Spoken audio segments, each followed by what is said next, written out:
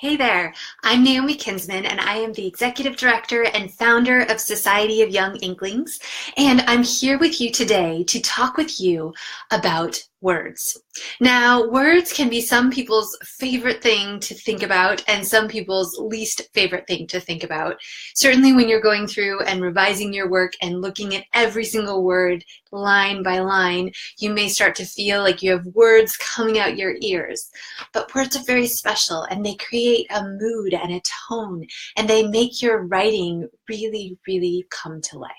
So we're going to think about ways that we can make our writing spring to life, which is a much better word than coming to life, right? We want to give our words that oomph that really makes them special.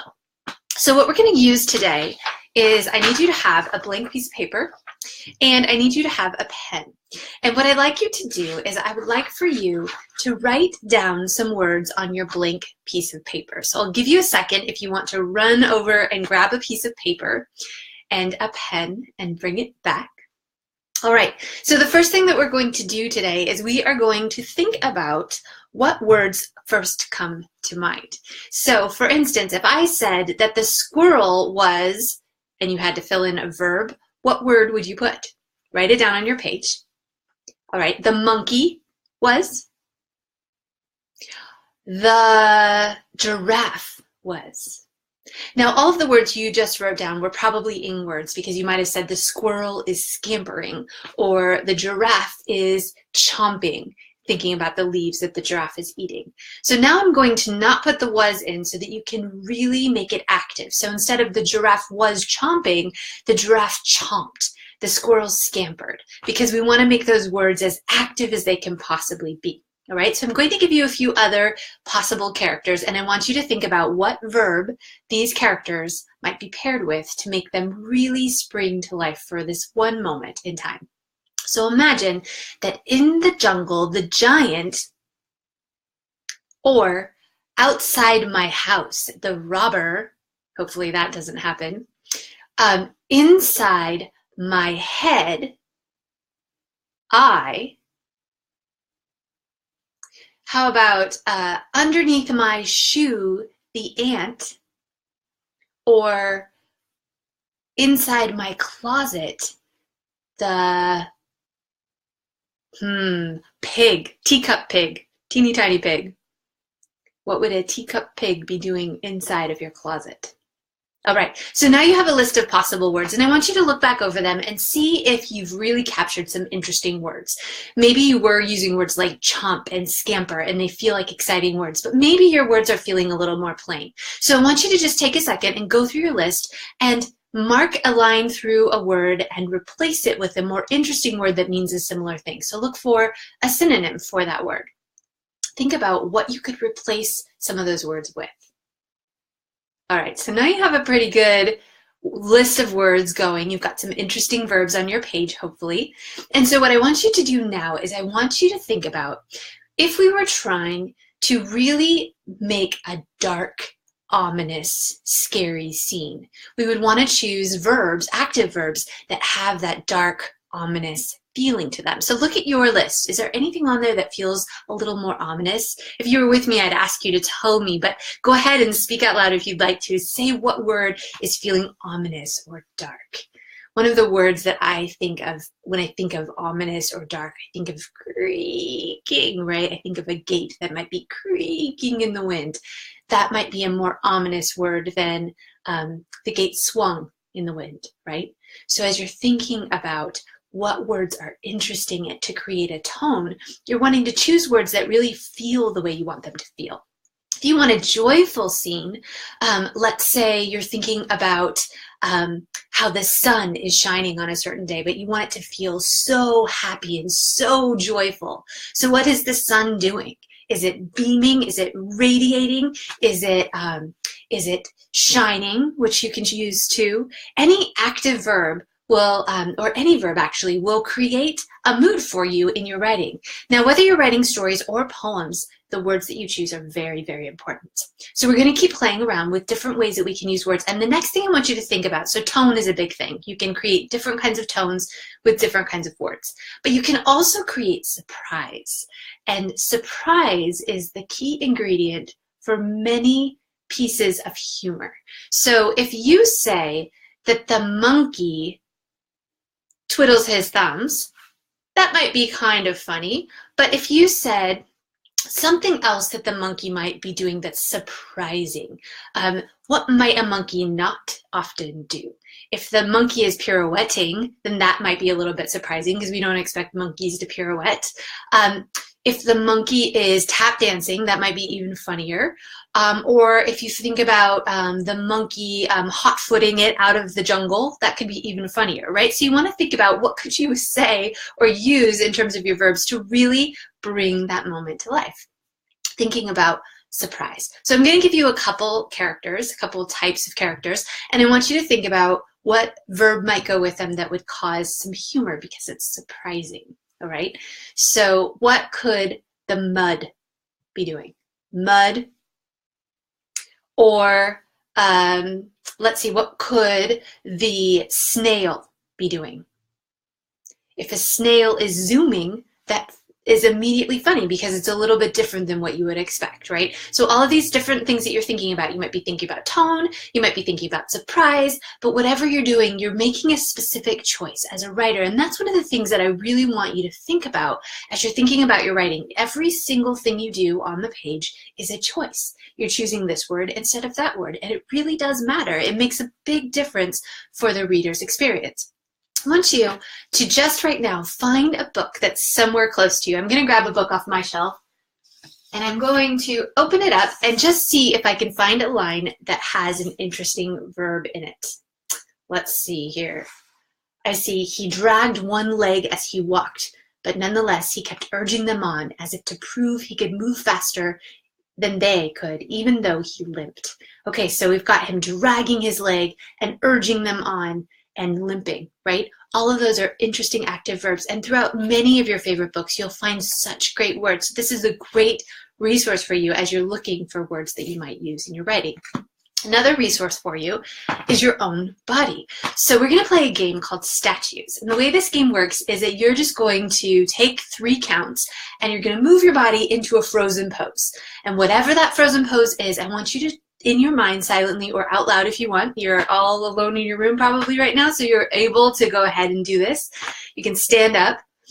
What you want to do is you want to think of what word describes this movement, right? So the first thing we're going to do is we're going to think about a very quiet way to move, okay? And on the count of 3, we're going to strike a pose with our body. You ready? 1, 2, 3. Okay, and now, feeling your body in this position, I want you to think of one word that describes what you're doing. Did you think of it? All right, good. Now I want you to see if you can think of 1 or 2 more words that could describe what you're doing right now. Ready? Here we go. Go back to your freeze. All right, good. Now we're going to think about a very loud kind of movement, right? So on the count of 3, we're going to strike a new pose and see if we can come up with new words. Ready? 1, 2, 3. Whatever the word is, think of it. Okay, and what other words could describe this? Excellent, okay? Now, next up, we're going to think of a kind of fast movement. So what might you be doing if your body was moving very, very quickly? All right, ready? 1, 2, 3. Good, and now think about what could describe this particular pose that you're in. What other verb might describe it? And can you think of one more? Okay, and then last up, we're going to think about a very slow movement. We're getting back to that snail who's moving so very slow. So I want you to think about what might your body look like if you were moving very slow. Ready? 1, 2, 3. Okay, even my eyes look slow. Great. I want you to think about what word describes this movement. All right, very good. The word I thought of was slog. I was thinking about my feet stuck in mud, slogging along. Great. And if you can think of other words, excellent.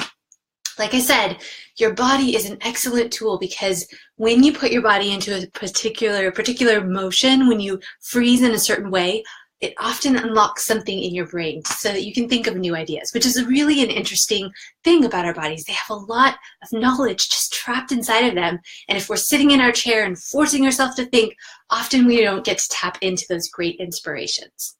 Now, I want to give you one more tip about ways to use verbs in an interesting way, because a lot of people don't think about this. We think about how our characters move, using interesting verbs for that, or thinking about using interesting verbs for maybe describing emotions.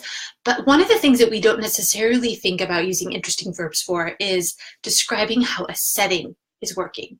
And a lot of my students will always tell me, it's so boring to write about a setting. I have to stop the story and then I have to describe the setting, and it just feels like it goes on and on and on. And so I always encourage them to think about, how can you use an active verb to describe your setting? How can you make your setting also feel like it's full of movement and life as you're describing? Now, one great tip is to have your characters moving around in the space, so that's how the setting is described. So if I was describing my office right now, I wouldn't say there's 2 bookshelves standing next to Naomi and she's standing in the middle and she is talking, right? I would try to figure out a way to really use my interactions. So Naomi turned to the bookshelf, pulled a book off the shelf and opened it up. Now you already know that there's a shelf, right? Maybe I might need to tell you about this other shelf. So I might say she ignored all the books on the other shelf, even though there were even more on the other side, because there was one red book that she absolutely wanted to pick up. And I've given you all this information about the setting without having to stop and just describe what is here, right? Not just reporting, I'm having a character do something in this space. But your setting can also have these active, interesting verbs, like think about how ivy might climb up a house, right? It could curl into the windows. It could stretch across a roof. It could slither down the path, right? It might not be actually moving, but if you describe it that way, it starts to feel alive, right? And especially if you're writing magical or fantastical stories, this can be a great strategy to bring that sense of magic to your story. Okay, so as you're thinking about different kinds of verbs to use, don't forget the setting and the description is also a place where you can use these really exciting and interesting verbs. And the more unexpected, the better, right? You can create surprise and humor with your unexpected words. You can create interesting tone. You can switch the tone. You can create a really calm, beautiful, sunny day where the sun is just glowing over this beautiful, warm expanse of beach, and then suddenly out pops a shark, right? And maybe the shark doesn't just pop, maybe it lunges or it lurches or it leaps in some sort of way that breaks that really calm space and makes for excitement or tension. Words are really important. They do a lot of things for us. So I prepared for you a sheet like this that you can download. This sheet has lots of verbs that you can try, and it's kind of a fun reference to keep at your desk. Lots of different words that you might want to try, and you can also create a word list of your own of words you really love and want to work with. One of my students really loves it. Every week when we meet for mentorship, she asks me for a list of words. And so we put together a list of 10 words, and it's her challenge to try to use them in her writing. So that's something you can actually do with this list, but you can also just use it as you're revising and you're thinking about, how can I make my story really alive with the words that I'm choosing? Now, don't forget, Society of Young Inklings offers a writing contest every year, and we're just about ready to open it up for people to RSVP. You can RSVP for this contest. It's actually very important that you let us know that you want to be part of the contest, because then we reserve a special spot for you to actually receive an editorial letter back from one of our pros. So we handwrite a letter back to you to tell you what we love about your writing, and whether you win the contest and actually get published in our book, or become a finalist and get to be published on our website, or even if you don't get either of those two things, you still are going to get some feedback about your writing and what we thought was spectacular and what we think might be a great next step for you. And that's always such a wonderful thing for a writer to hear from someone about their work. So we hope that you will RSVP. It's coming up very soon, and we'll share the link in our Facebook feed, and we'll also be sharing that link as we continue on with our Facebook Lives over the next few weeks. Remember, I'm always here on Tuesdays at 2:30 Pacific time, and I would love to connect with you again.